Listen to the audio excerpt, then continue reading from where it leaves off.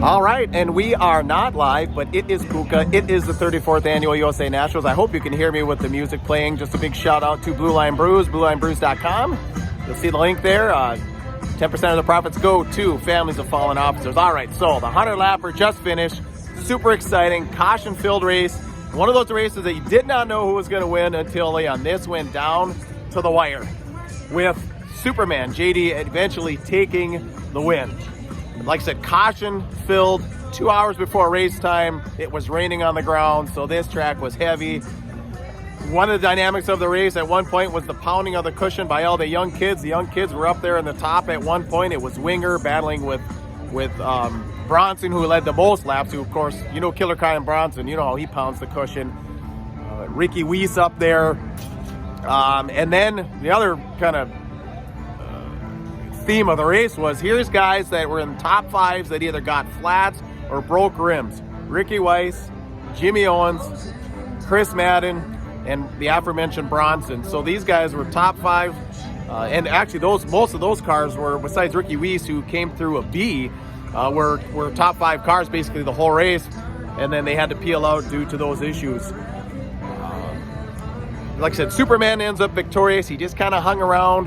It kind of proves in these big races that, you know, that smooth style. He was not pounding the cushion. Overton in second. Winger was kind of all over the place. A little bit surprised him. He hung around for a solid third place. Jason Fager out of a last chance qualifier to fourth. Bishop fifth, pitted at one point. What happened to Bishop? Did he have a flat tire? Yeah, flat right rear on his car too, when he was probably a top 7 car at that time. So like I said, super exciting USA Nationals. Not going to see a track like this very often. I mean, they do their tilling and all that stuff, but you talk about heavy. She was heavy as can be.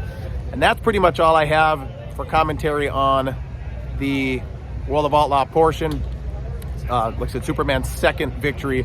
And then on the NASCAR late model, Cedar Lake late model, a man possessed, Nick Anvilink, who was running one car in both classes. Talked a little bit this morning, changing carburetors with each race. Just possessed. I mean, you could see from the drop of that green flag, he wanted that win, and he went after it, and he dominated for his first win at Cedar Lake Speedway since 2009, according to Chris Steppen. So it was pretty damn cool. I think Pat Dorr finished up second in that one. I can't remember who's third, but a very heavy track for that one. So the program, we got it in, threatening rain. They moved it up to 4 o'clock. I don't think we dropped the green flag until 6:15, 6:30 after all the packing. They didn't have to work the track much, obviously, with all the rain. But like I said, not a track you're going to see very often. Like, you know, this ground pounding, if you want to call it. And like I said, some of those years, you know, some guy gets out front and you know he's dominating, you know he's going to win. This year, you did not know till about 3 to go. Although Overton was kind of there, Superman definitely was the strongest car at the end. But, you know, with 10 to go, there was caution with 14 to go, caution with 27 there. There were just cautions because of all the carnage, and you just didn't know who was going to have it. Everyone, you know, it was basically, could Kyle Bronson hold on? And then a left rear flat with 14 to go. Is that when he went off? I think it was about 14 to go. Ended his night.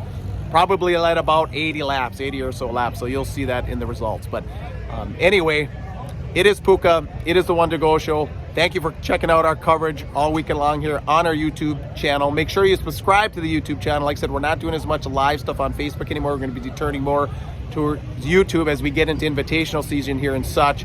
As we get Ryan, Bert, and I are live at tracks. We're doing more and more on the YouTube. So subscribe. There'll be a link down there.